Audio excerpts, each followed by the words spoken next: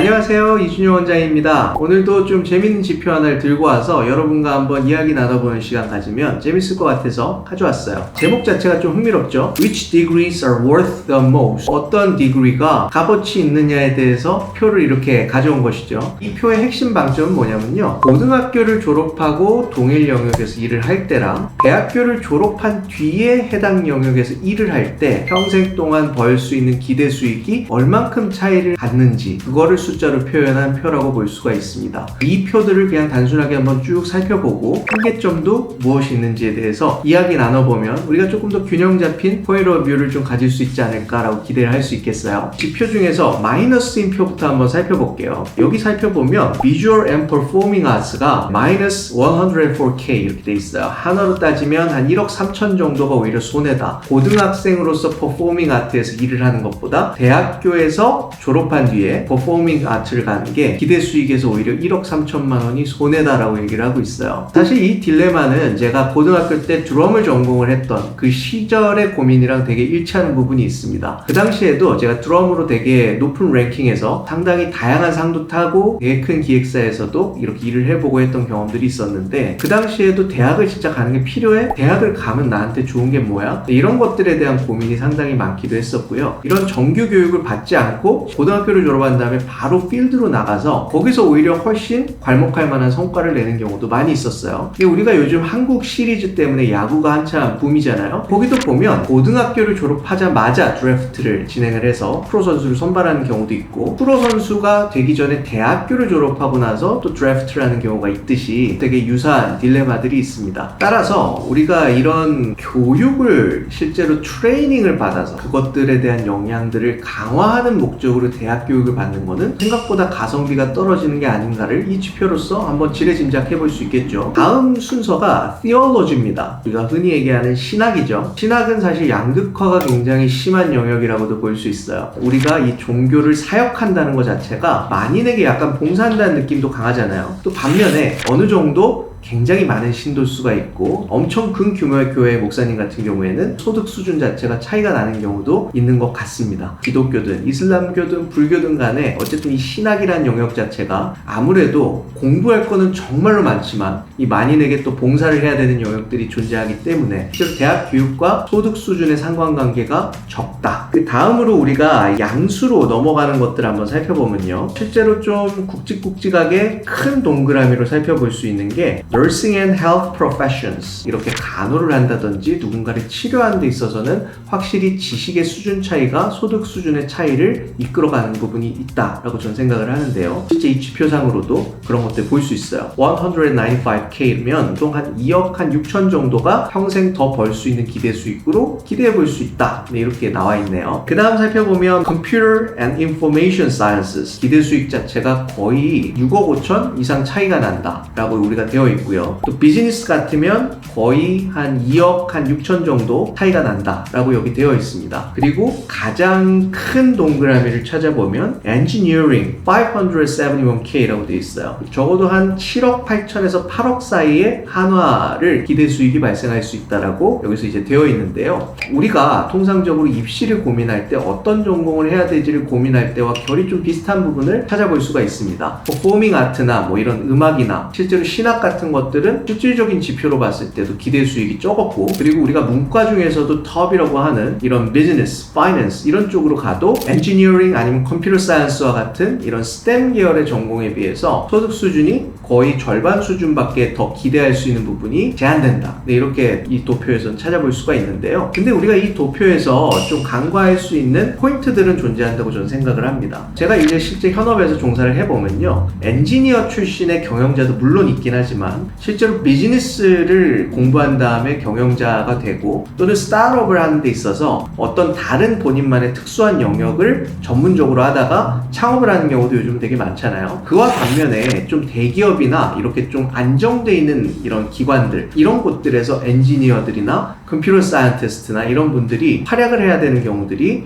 좀 상대적으로 더 많다는 거죠. 다시 말해서 정해져 있는 기관의 일원으로서 본인의 역량들을 기여를 해서 이 조직 조직이 조금 더 발전될 수 있도록 계속해서 조력을 하는 역할들을 이 STEM 계열의 전공에서는 많이 훨씬 더 접근할 수 있고 거기에 따른 보수도 상당히 많은 부분이 특징인데요. 반면에 비즈니스 같은 경우도 물론 상과를 나와서 기업 활동에서의 조력을 하거나 또는 월급쟁이로서의 샐러리맨으로서의 커리어 패스를 쭉 끌고 가는 것들은 비슷한 기회들을 얻을 수 있지만 거기서의 기대 수익은 생각보다 크지 않다는 거예요. 근데 제 생각은 이런 부분은 있어요. 실질적으로 현업에서 이렇게 살펴봤을 때 이런 전문 인력들을 다 규합해서 본인이 어떤 특정한 방향을 정한 다음에 나만의 비즈니스를 한다든지 나만의 정치 활동을 한다든지 지도자 역할을 한다든지 이런 영역들은 문과 출신의 사람들이 굉장히 많이 또 역할을 하고 있다는 것이죠. 그런 것들을 우리가 과연 라이프타임 밸류로서 이 정도의 소득을 더 벌 수 있기 때문에 더 해야 된다라는 통계에서 과연 찾아볼 수 있을까? 그 부분들은 이 통계에서 좀 빠져 있는 것 같습니다. 실질적으로 확정적인 영역 에서 일을 월급을 받아가면서 하면서 특히 그 조직의 발전에 기여를 할 수 있는 영역에서는 스템 계열의 전공이 상당히 라이프타임 밸류의 격차를 많이 벌릴 수 있는 그런 부분을 우리가 살펴볼 수 있었지만요. 또 상대적으로 도표에서는 낮게 나왔던 문과의 톱인 비즈니스라든지 폴리티컬 사이언스라든지 이런 영역들 같은 경우에는 그런 정량적인 샐러리를 이렇게 추정할 수 있는 영역에는 있지 않기 때문에 도표상으로 그렇게 매력적으로 보이진 않지만 실질적으로 이 사회를